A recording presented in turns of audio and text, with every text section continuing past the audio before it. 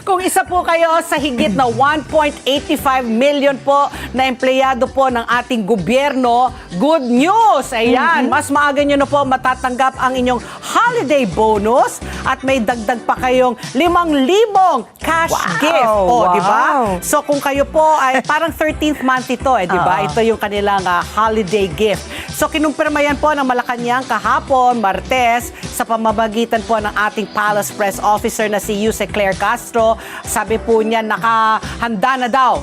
Ito, mahigit sa 63.69 billion pesos. Ang laki, no? Para sa year-end bonus po ng mga government workers ngayong 2025. Habang may karagdagan pa, ayan, na 9.24 billion pesos naman para sa 5,000 peso cash gift.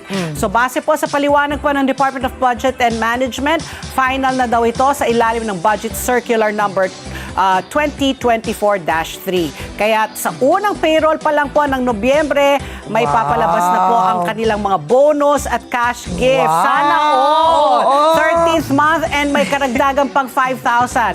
Para makapag-qualify po sa bonus at sa cash gift na yan, dapat po ay nakapagsilbi na kayo syempre sa gobyerno na hindi bababa sa 4 na buwan mula January 1 at sa kasalukuyang buwan at nasa serbisyo pa rin kayo noong October 31. Ang mas magandang balita na ipaabot na po ang budget sa iba't ibang ahensya ng gobyerno kaya walang dahilan para maantala ang paglabas nito.